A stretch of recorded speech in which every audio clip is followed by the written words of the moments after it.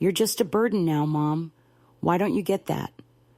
Those words echoed in my mind like a sharp echo in an empty room, whispered with such quiet cruelty that I could barely believe they came from my own son. He said it so low, so carefully, as if afraid someone else might overhear, as if I were some embarrassing secret he wished to hide away from the world. I'm 81 years old now, sitting in a small 2-room flat above a quiet florist's shop, a space that smells faintly of fresh flowers and dust, where the walls hold neither family photographs nor memories, only the faint hum of the city below and the legal papers neatly stacked on my small wooden table. This is where I find myself, removed and invisible, yet strangely more aware than ever of who I am and what I have endured. For decades, I was the keeper of the hearth, the woman who baked the bread, mended the torn shirts, and held the family together when storms came.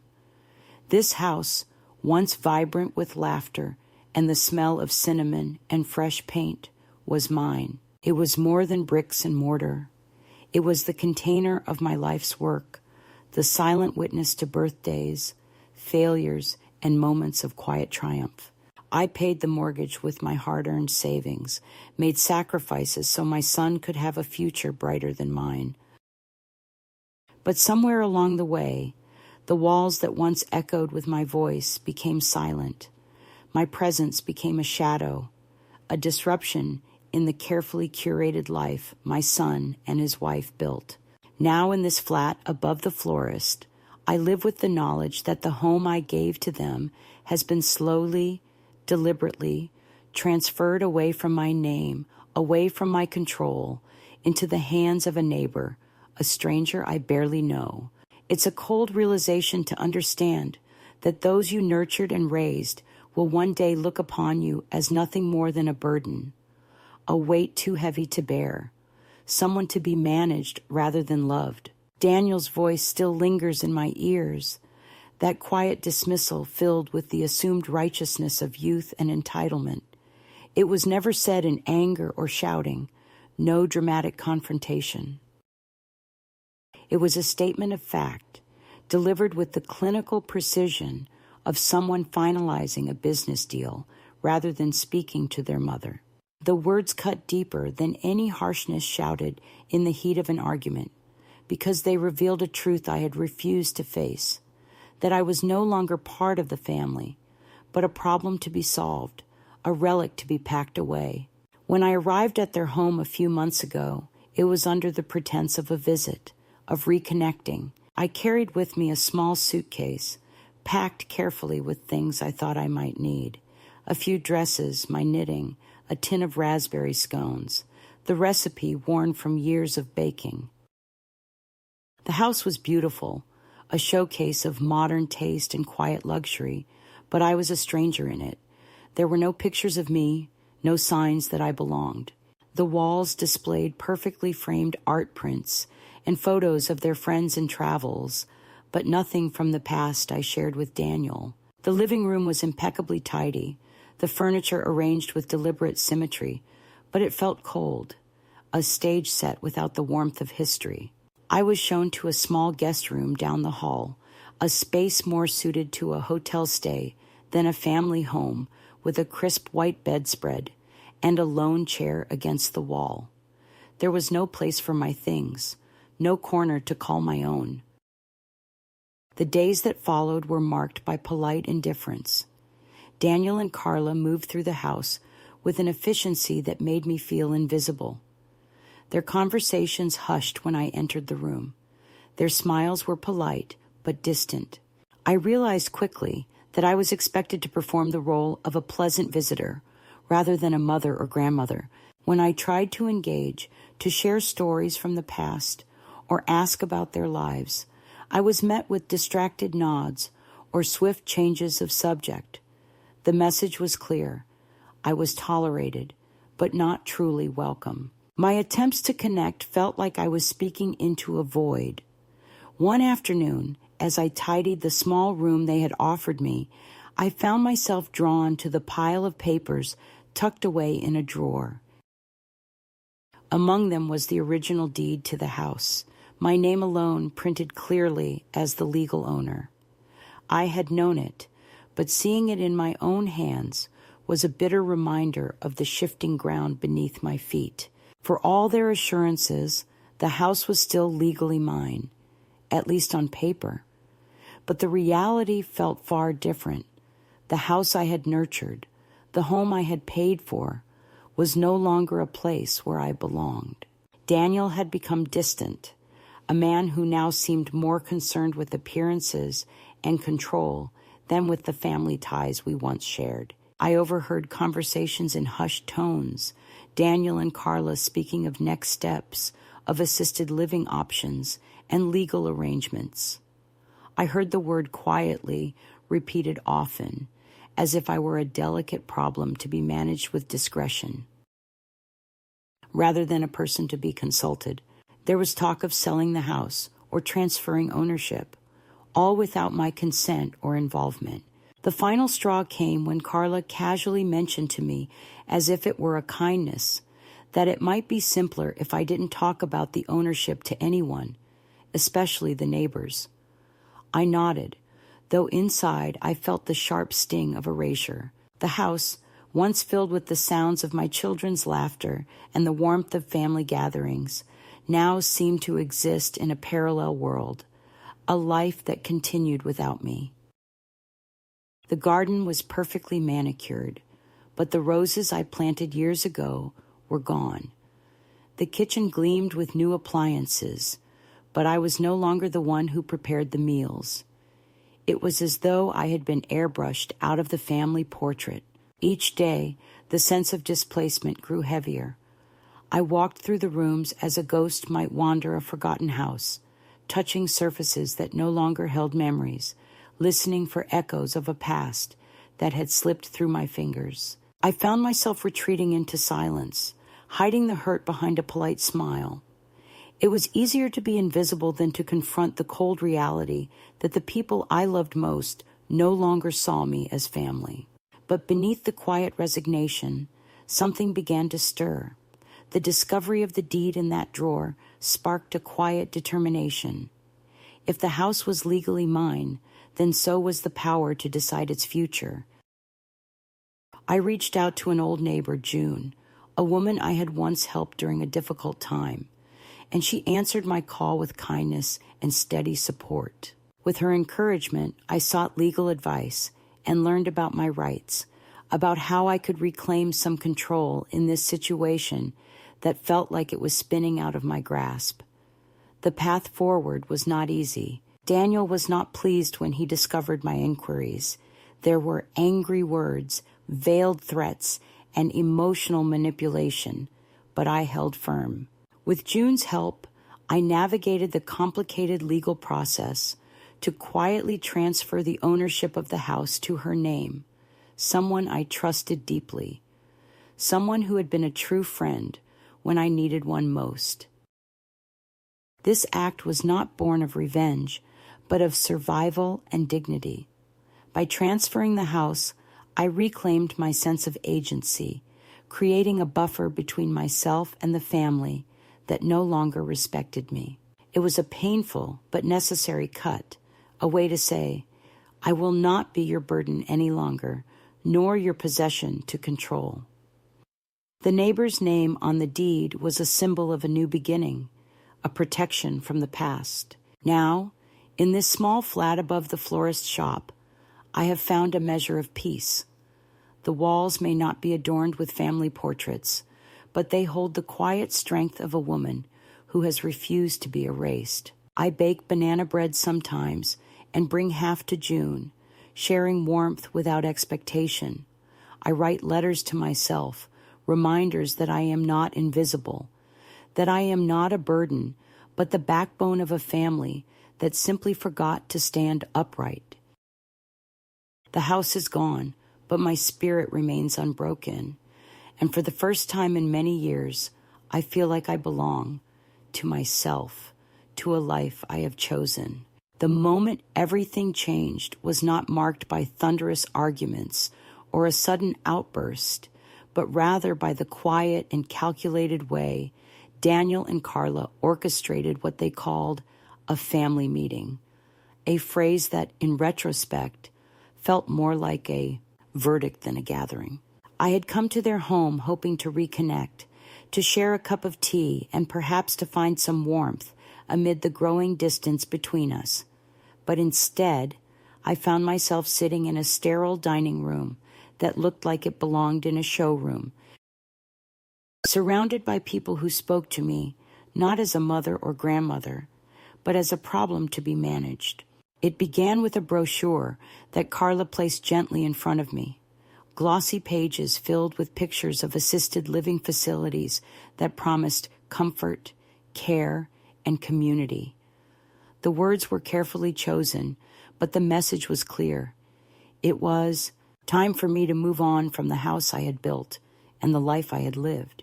Daniel spoke softly, too softly for the weight of what he was saying, about safety concerns and making things easier for everyone.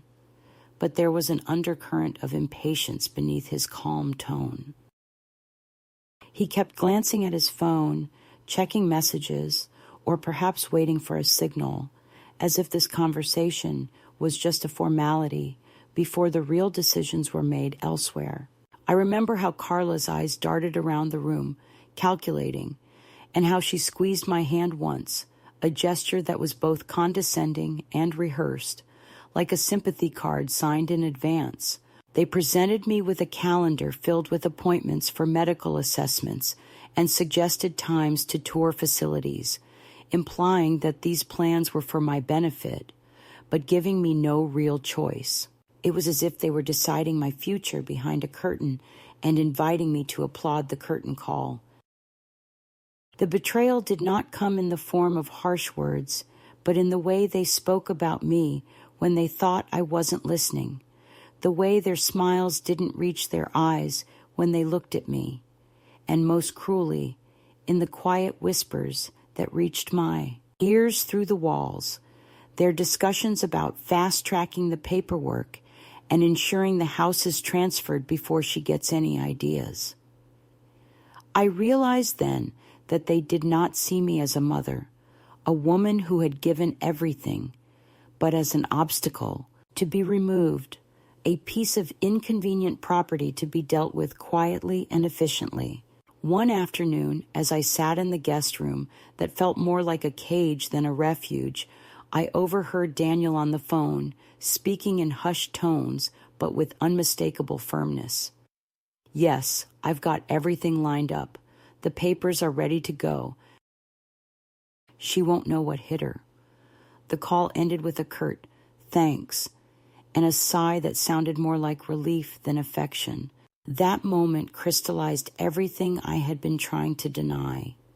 The family I thought I had was a carefully constructed illusion, and I was nothing more than a burden they wished to shed. The next days were filled with a strange kind of loneliness, one sharpened by the presence of people who were physically close but emotionally distant. Carla's attempts at conversation felt like rehearsed lines from a play, and Daniel's silence was colder than any words. At the dinner table, they talked about future plans, vacations they intended to take without me, and investments in properties I would never see. I was there but not there, a ghost haunting the edges of their lives. The cruelty was subtle and insidious. I found my belongings being moved without my consent, my favorite chair replaced with a sleek modern recliner that I did not want.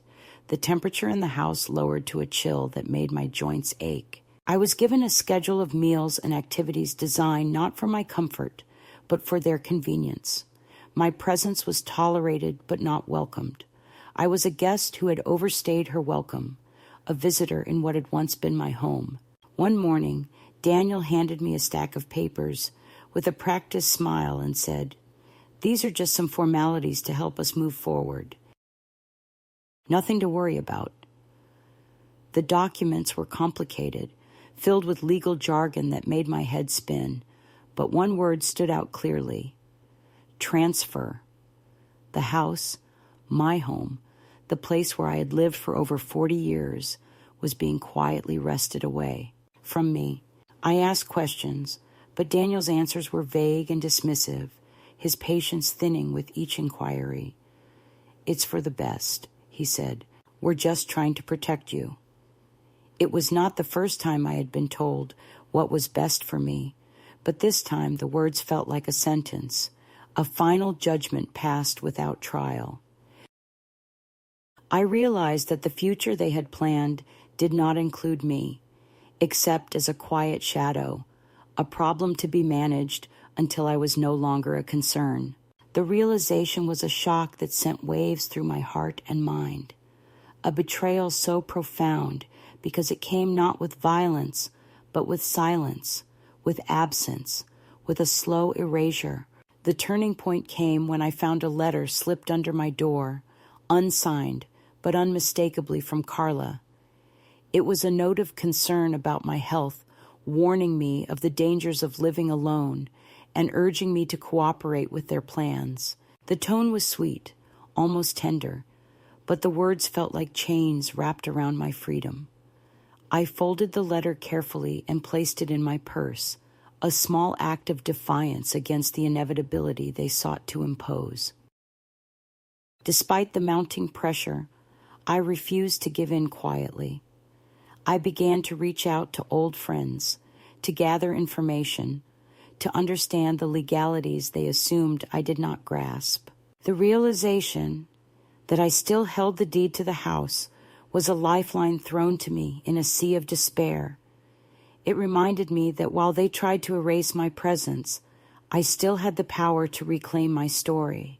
The catalyst for change was not a grand rebellion, but a quiet awakening, a decision made in the solitude of my room late at night, when the house was dark and the world outside was asleep.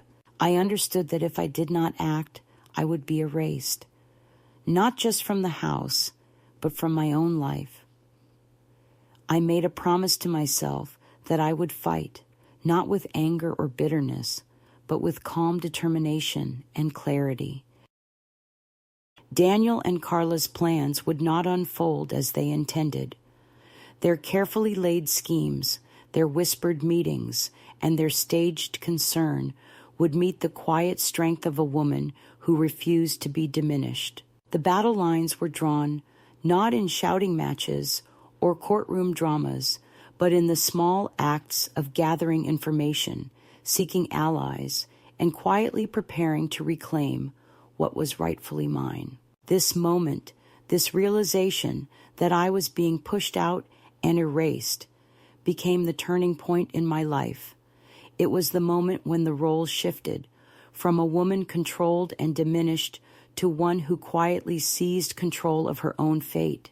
The catalyst was painful, bitter, and filled with a sense of loss, but it was also the spark that ignited a new journey, a journey toward reclaiming dignity, agency, and the right to be seen as more than a burden. Looking back, I see that the catalyst was never about the house itself. The house was a symbol, a battleground where love, betrayal, and survival played out in silent battles and whispered words. What was truly at stake was my identity, my worth, and my refusal to be invisible. Daniel and Carla may have thought they were protecting me, but they were only revealing the fractures in a family that had forgotten the meaning of belonging. And so, with the weight of that catalyst heavy on my shoulders, I began the slow, deliberate work of reclaiming my life, piece by piece, starting with the house that was mine, the memories I refused to let go, and the quiet strength that no one could take away.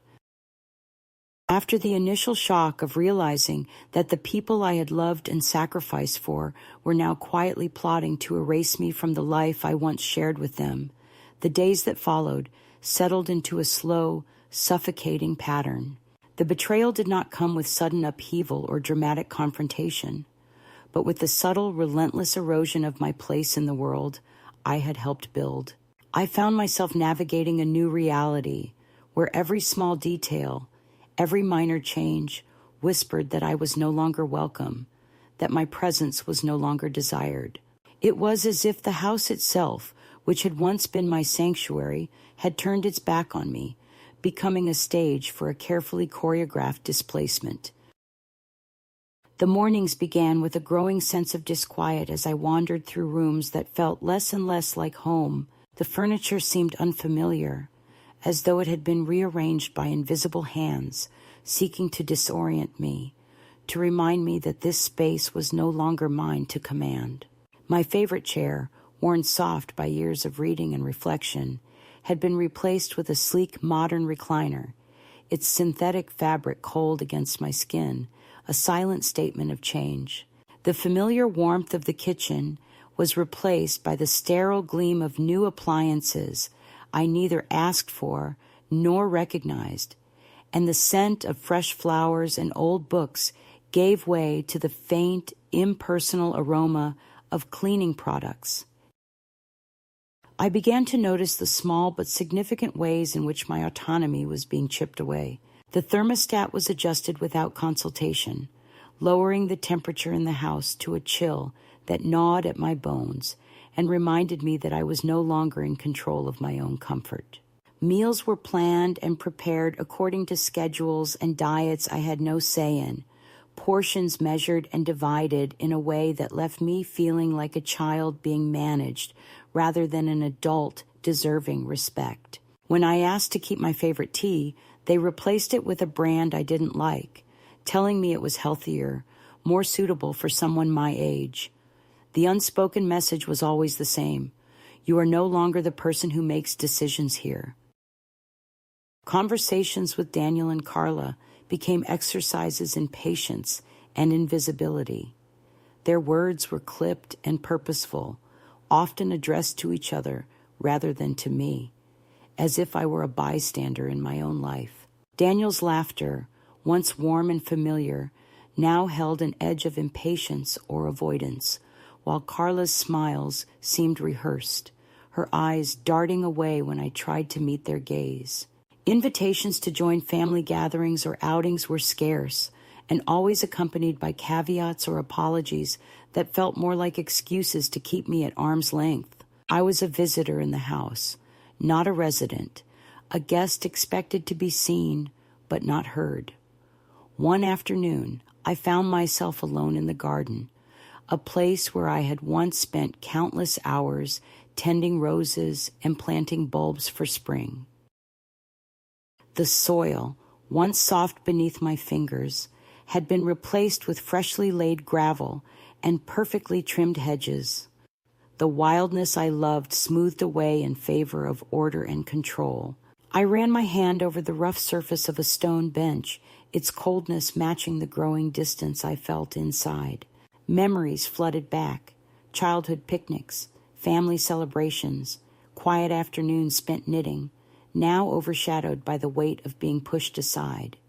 The subtle exclusions extended beyond the physical. I began to notice the way their friends and acquaintances treated me, the polite but fleeting greetings, the averted eyes, the hushed whispers as I passed. At social gatherings, I became an observer, sitting quietly at the edge of conversations where my name was seldom spoken. It was as if I had become a ghost, haunting their carefully constructed lives, present but unseen, acknowledged but disregarded.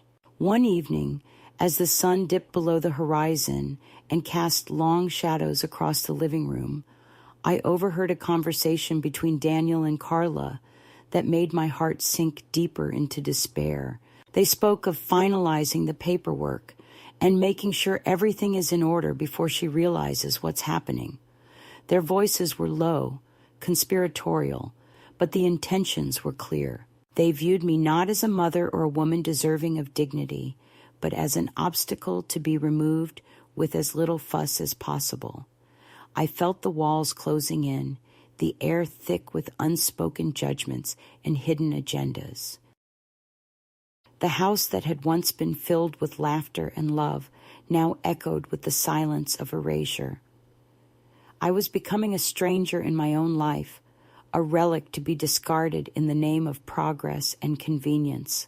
The small kindnesses I once received, the gentle touch on the arm, the shared cup of tea, the spontaneous smile, were replaced by calculated gestures designed to placate without truly caring. Despite the mounting pressure and the creeping isolation, I refused to let despair take hold. I clung to the fragments of my identity that remained untouched, the memories, the quiet strength forged through years of hardship, the knowledge that I still held the deed to the house in my hands.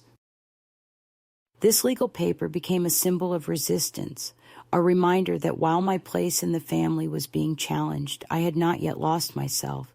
The process of exclusion reached a new level when I was presented with documents to sign, legal papers that, on the surface, appeared to be simple formalities, but carried the weight of a quiet dispossession.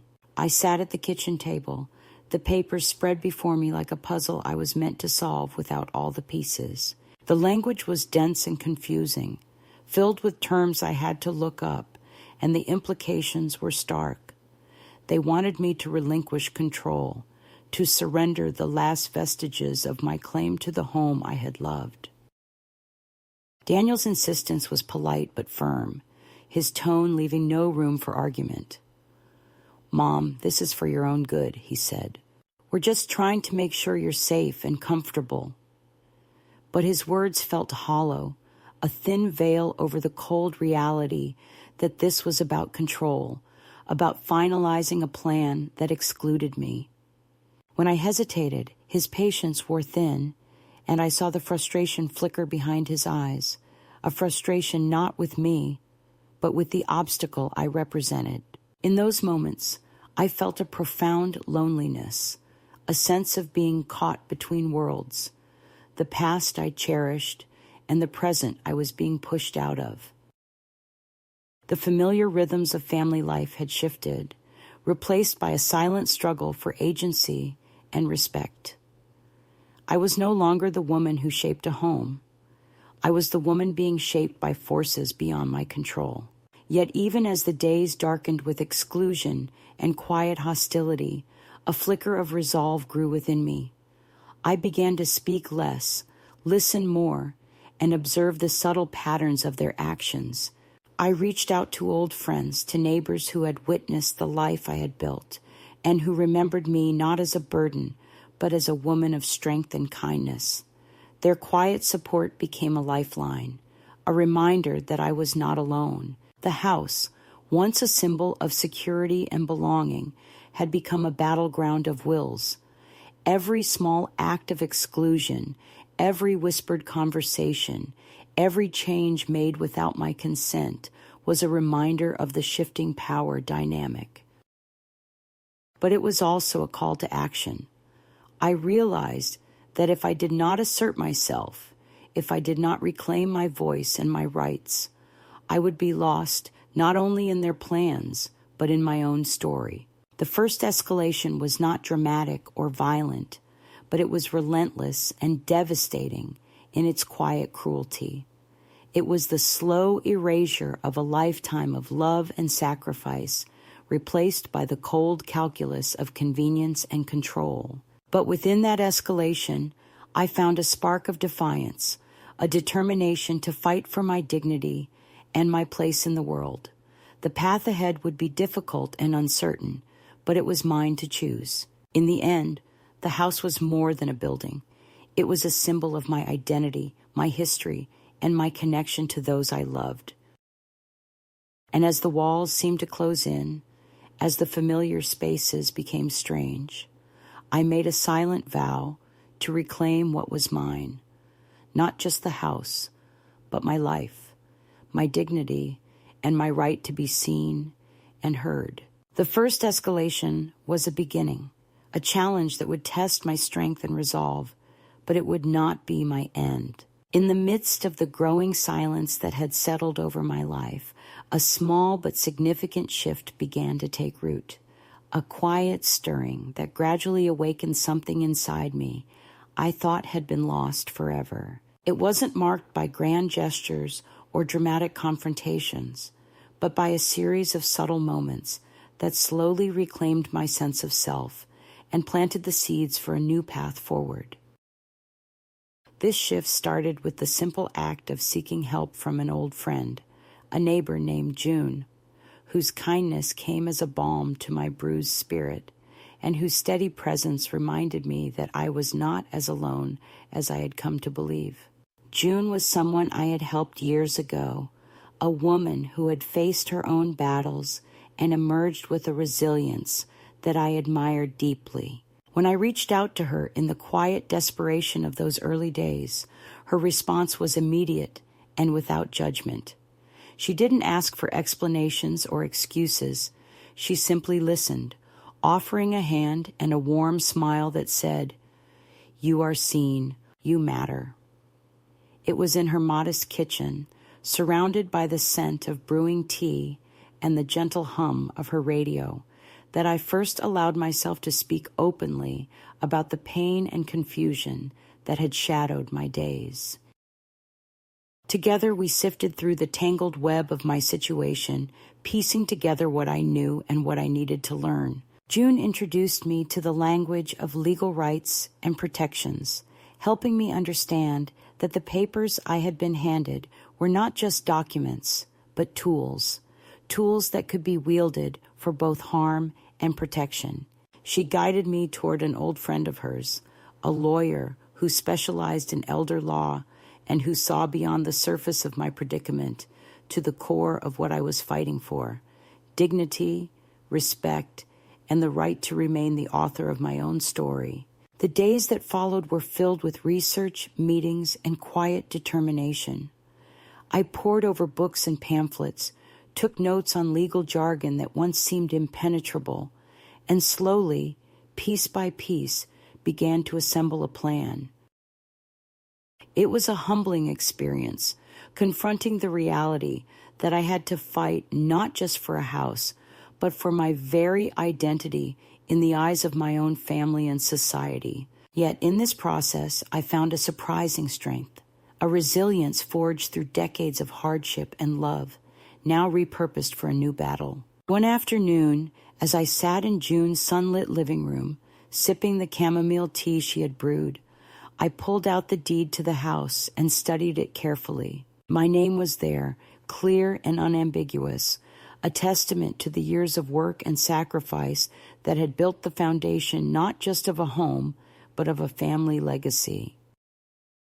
That piece of paper, once a source of quiet pride, had become a symbol of hope and possibility. It reminded me that while I had been sidelined, I still held the means to reclaim my power. The shift was not only practical, but deeply emotional. I began to reconnect with the parts of myself that had been hidden away. The woman who loved gardening, who wrote poetry in the margins of old notebooks, who found joy in the small, quiet moments of life. I started keeping a journal, filling the pages with memories and reflections, anger and hope. Writing became a lifeline, a way to articulate the complexities of my feelings and to remind myself that I was still here, still whole, still capable of growth. June's visits became a lifeline. She didn't ask me to hurry or to resolve everything at once. She simply sat with me, shared meals, and offered the steady companionship that had been missing for so long. We talked about everything and nothing, family, books, the changing seasons, and in those conversations, I found a new sense of belonging. It was a belonging not tied to blood or property, but to friendship and mutual respect, a reminder that family can be chosen as well as given. With June's encouragement, I began to imagine a future beyond the shadow of my son's plans, a future where I could live with dignity and autonomy on my own terms. It was not an easy vision to hold, especially in the face of ongoing pressure and the quiet but persistent feeling of being pushed out.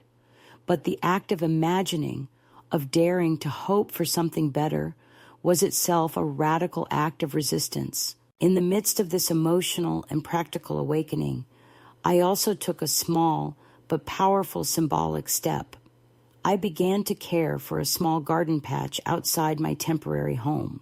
The act of planting seeds and watching them grow became a metaphor for my own journey, a reminder that even in the harshest conditions, life can take root and flourish. Tending to the soil, nurturing the fragile shoots, I found a renewed connection to the rhythms of the earth and a grounding presence that steadied me. This midpoint shift was not a sudden turning point, but a gradual unfolding, a quiet reclaiming of agency and hope in the face of loss and betrayal. It marked the beginning of a new chapter in my life, one where I no longer waited passively for others to decide my fate, but took deliberate steps toward reclaiming my voice and my place in the world.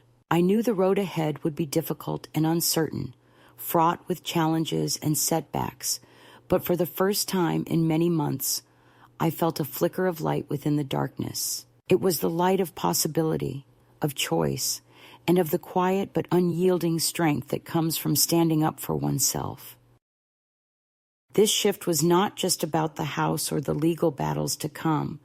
It was about reclaiming my identity, my dignity, and the simple human right to be seen and respected. It was a reminder that no matter how deep the wounds, no matter how strong the forces of exclusion, there is always a path forward, sometimes found in the unexpected kindness of a neighbor, the wisdom of an old friend, or the steady growth of a garden in bloom. And so, with the support of June, the guidance of a trusted lawyer, and the quiet courage I had rediscovered within myself, I began to walk that path, one step at a time, with a heart both wary and hopeful. The midpoint of my journey was not an end, but a beginning, a turning toward a future I would choose for myself, a future where I was no longer invisible but alive and whole. The fragile sense of control I had begun to reclaim was soon tested in ways I could not have anticipated, as the past I had tried to move beyond pressed in with renewed intensity. The days of quiet reflection and careful planning gave way to a series of confrontations and pressures that shook me to my core, forcing me to face not only the forces aligned against me, but the deeper wounds left by years of neglect and dismissal. It was a time when the battle for my dignity and independence became painfully visible, both in the cold legal maneuvers and the raw emotional currents that surged beneath the surface. It began one gray morning when the mail arrived heavier than usual, a stack of letters and notices that carried with them the weight of escalation. Among them was a letter from my son Daniel, its tone clipped and formal, carefully crafted to sound concerned yet unmistakably authoritative. He accused me of making unilateral decisions and disrupting family harmony, phrases that felt like veiled accusations rather than attempts at dialogue. His words echoed the old scripts of control and dismissal, reminding me that to him, I was still a problem to be managed rather than a person to be respected. Alongside Daniel's letter were documents from a lawyer, a representative he had hired, demanding I cease any legal action regarding the house and threatening consequences if I did not comply. The message was clear. They would not back down, and neither would I. The arrival of these letters marked the beginning of what I came to think of as the second escalation, a period defined not only by legal pressure, but by emotional tests and confrontations that cut deeply. Daniel called more frequently, his voice tight and sharp, demanding explanations and trying to coax me into submission with promises that sounded hollow. Carla, once more the face of gentle persuasion, sent messages laced with guilt and warnings about the stress I was causing the family. Their combined efforts were relentless, designed to wear me down through constant reminders that I was an inconvenience, a source of worry, and a threat to their carefully maintained lives. One afternoon, the tension reached a new height when Daniel showed up unannounced at June's house, where I had been staying for the past weeks. His arrival was abrupt, his presence commanding and uncomfortable. He spoke in measured tones, attempting to mask the anger simmering beneath. He accused me of betrayal, of fracturing the family for my own pride, and demanded I reconsider my actions. "Mom," he said, "we only want what's best for you. You're making this harder than it needs to be." His words felt like knives, disguised as concern.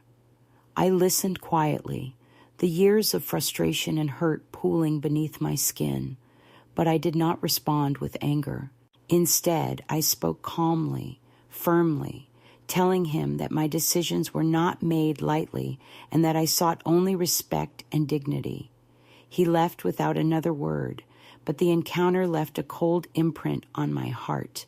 The emotional weight of the escalation was compounded by moments of painful revelation. Old family friends began to reach out with cautious sympathy, offering support, but also reminders of the distance that had grown between us. June stood steadfast beside me, her quiet presence a source of strength, but even her encouragement could not fully shield me from the sting of isolation. I found myself grappling with waves of loneliness, haunted by memories of what had been and what was slipping away.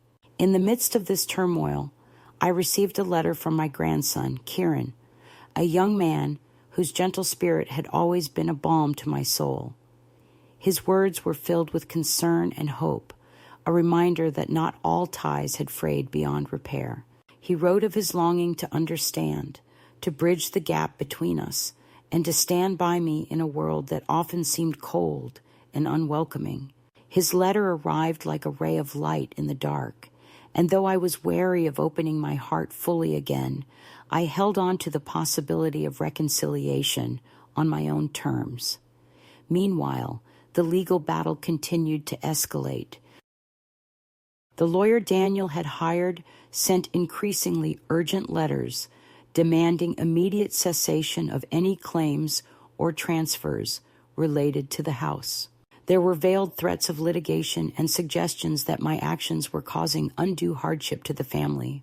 I responded with measured calm, consulting with the attorney June had recommended, crafting replies that asserted my rights and my intent to protect what was rightfully mine. The exchange was exhausting and fraught with tension, a reminder that this was not just a personal fight, but a legal and financial struggle with far-reaching implications. Amid the pressure, a surprising development came from an unexpected corner. The neighbor to whom I had transferred the house, a woman named Marion, became an unexpected ally. She had watched the unfolding drama with quiet concern and offered to act as a shield and advocate on my behalf. Marion's steadfast support was a source of comfort and practical assistance, reminding me that even in the darkest times, human kindness could break through the hardest walls. Together, we navigated meetings with lawyers and officials, pushing back against the attempts to undermine my decisions and protect the home that symbolized more than just property. It was my legacy and my sanctuary. The social ramifications of the escalation were no less profound. At community gatherings and casual encounters, I sensed the shifting attitudes of those around me. Some offered tentative support, others withdrew, wary of the controversy that had become public knowledge. Rumors began to circulate, painting me as a difficult or stubborn figure, a portrayal that felt both unfair and deeply painful. Yet I refused to let these whispers define me.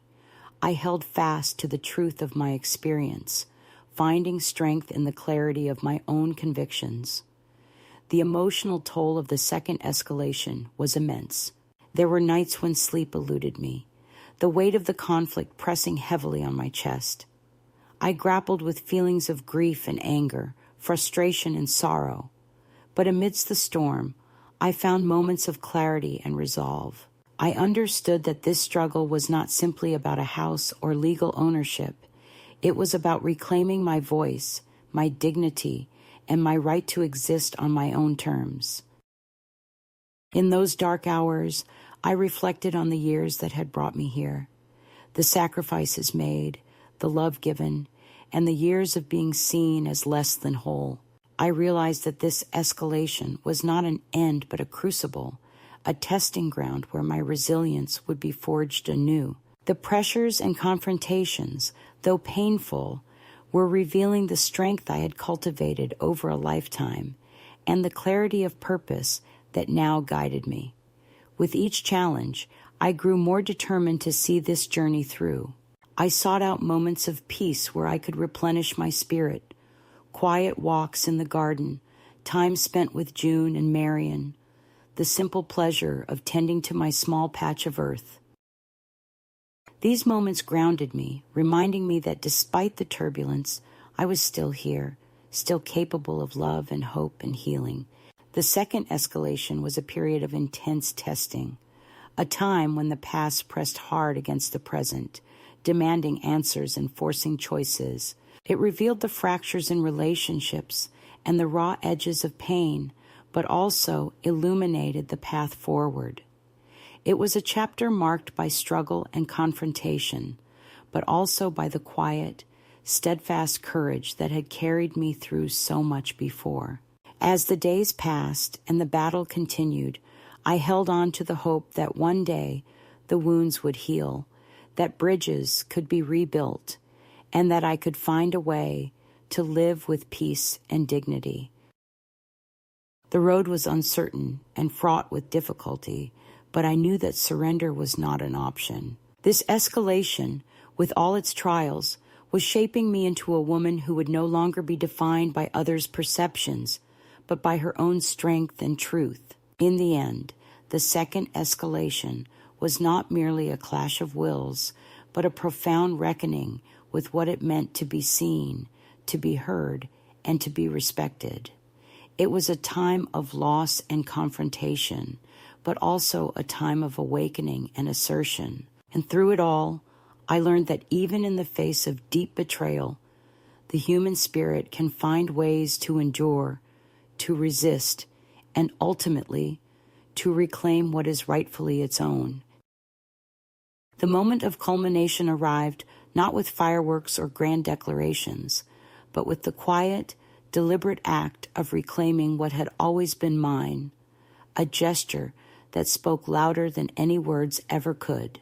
It was a decision made after long nights of wrestling with fear and doubt, after days weighed down by confrontation and emotional strain, a decision that marked the irreversible turning point in my journey from invisibility to agency.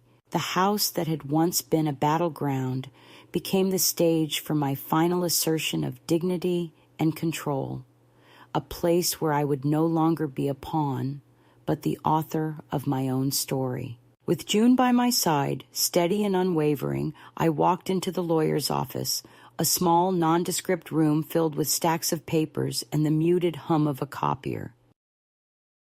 The air was heavy with anticipation and the weight of years compressed into this one moment. The lawyer, a professional with kind eyes but firm resolve, laid out the documents on the polished wooden table. These papers were more than legal formalities. They were a declaration of my autonomy, a shield against the attempts to diminish me.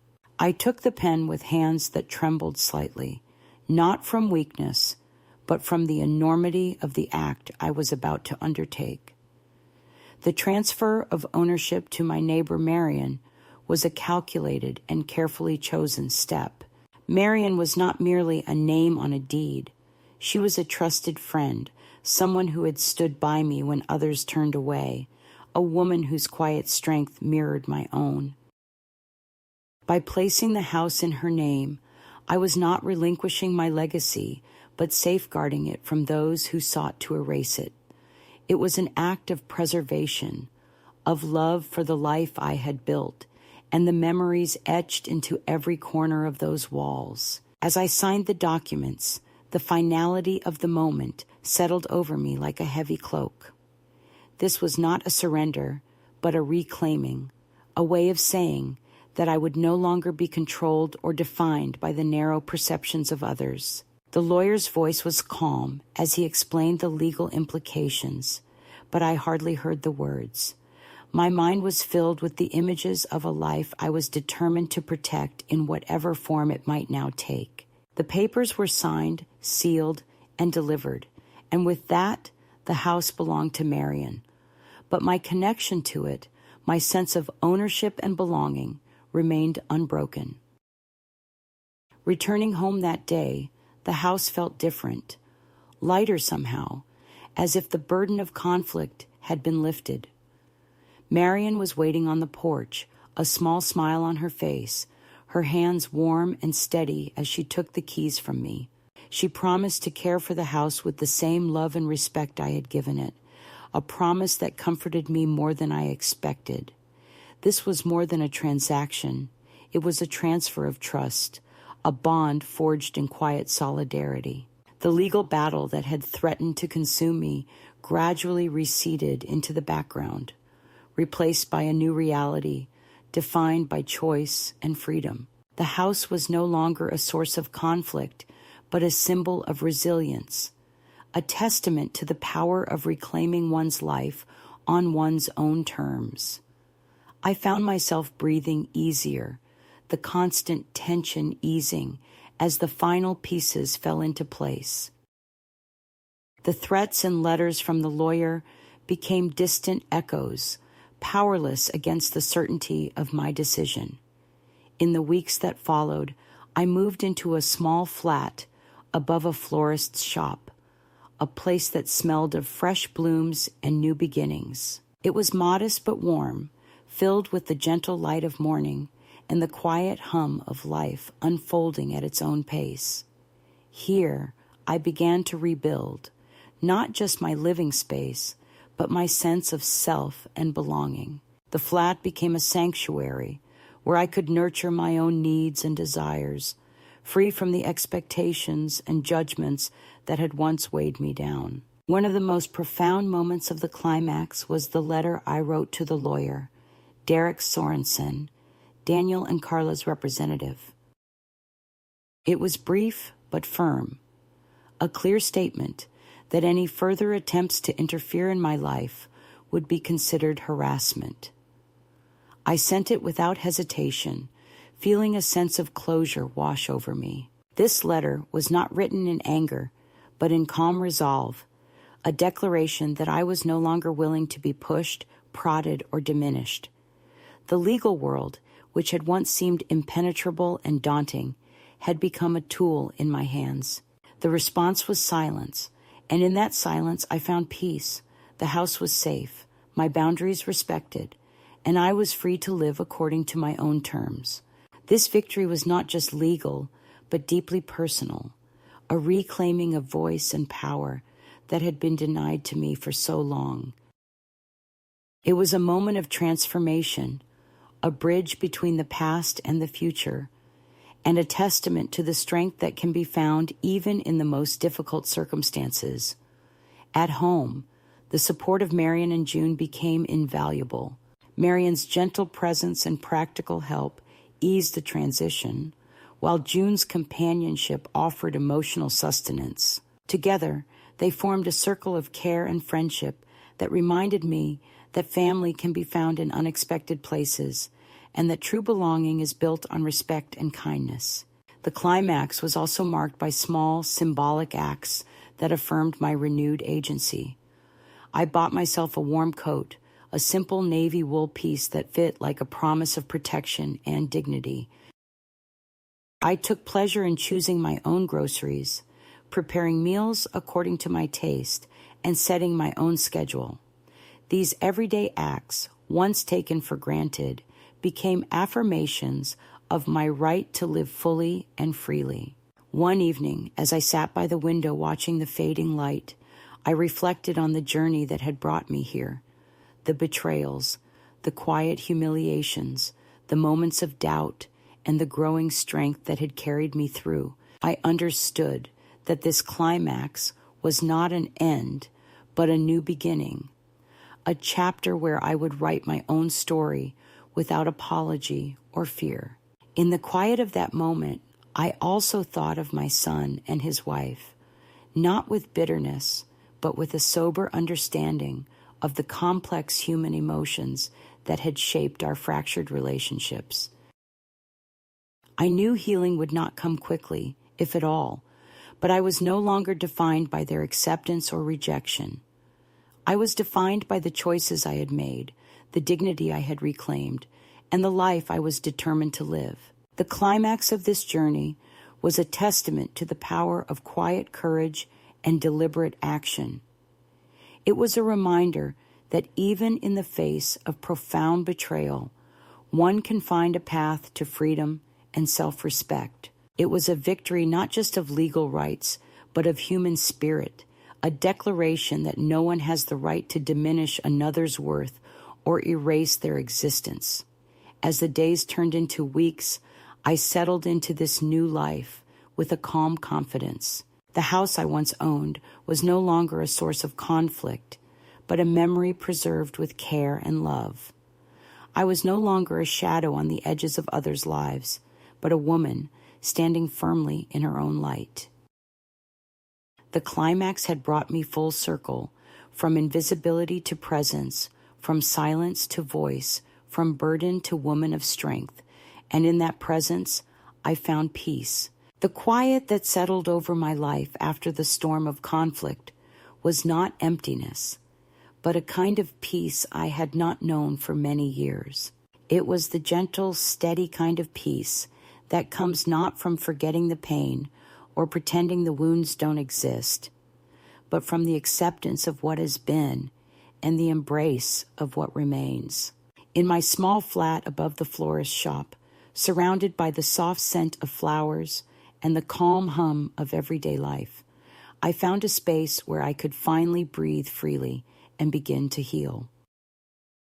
The house I had once owned was no longer mine in any legal sense, yet it lived in my heart as a sanctuary of memories, a testament to the years I had poured into building a family and a home. Its walls held echoes of laughter, tears, and moments of quiet joy. And though I had passed the keys to Marion, I knew that the spirit of the place endured. That knowledge brought me a quiet comfort, a reminder that some things, no matter how deeply challenged, remain untouched by time or circumstance. Life in the flat was simpler, smaller, but it was mine. I arranged the furniture with care, placed old photographs on the windowsill, and filled the shelves with books and mementos that told the story of my life. I baked banana bread on Sunday mornings, a ritual that connected me to the past, even as I looked forward. Half of the bread I always took to June's house, sharing warmth and kindness that had been a lifeline through the darkest days. Our friendship, born in the soil of shared experience and quiet understanding, grew stronger with each passing week. The days were slower now, but they were filled with moments of meaning. I took long walks through the neighborhood, greeting familiar faces and meeting new ones. The florist below became a place of refuge, where the beauty of blooms softened the edges of my memories and opened my heart to new possibilities. I found joy in the simple act of tending to a small windowsill garden, watching life grow and change with the seasons, a mirror to my own journey of renewal. Writing became a daily practice, a way to untangle the threads of my thoughts and emotions. I penned letters, not always sent, to my son and daughter-in-law, not with anger or blame, but with honesty and a longing for understanding. I wrote to myself as well, reminders that I was more than the roles others had imposed upon me. "You are not a burden," I wrote, "but the spine of a family that forgot how to stand." These words became a mantra, a source of strength in moments of doubt. The passage of time brought new rhythms and new relationships. A young volunteer from the local community center began visiting regularly, helping me with errands and sharing stories that bridged generations. His presence was a gentle reminder that life continued beyond the pain of the past, that connection and kindness could flourish in unexpected places. With his help, I navigated new technologies, staying connected to the world in ways that had once seemed daunting. Though I had reclaimed my dignity and forged a new path, the question of family remained complex and unresolved. There were days when I wondered if reconciliation was possible, if the fractures could ever heal. I understood that healing is a slow and delicate process, one that requires time, humility, and willingness from all sides. I held the door open, not with expectation, but with hope that someday, in whatever form, understanding might come. In quiet moments, I reflected on the journey that had brought me here, the betrayals, the losses, the battles fought, not just in courtrooms, but within my own heart. I saw now that the pain had shaped me, but not defined me, that the strength I had found was not just about resistance, but about grace and acceptance. I had learned that to reclaim one's life is to embrace both the scars and the beauty, to hold both sorrow and joy in the same hand. And so, in the calm of this new chapter, I find myself able to offer a message to others who may walk a similar path. To women who feel unseen, unheard, or undervalued in their own families, I say this: your worth is not measured by the acceptance of others, but by the love you hold for yourself. There is strength in standing firm, in claiming your voice, and in choosing the life that honors your dignity. You are not alone, and even in the darkest times, there is a path toward peace. The resolution of my story is not a neatly tied ending, but a living, breathing continuation of a life reclaimed. It is the quiet assurance that though the chapters of pain and struggle may linger, they do not have the final word.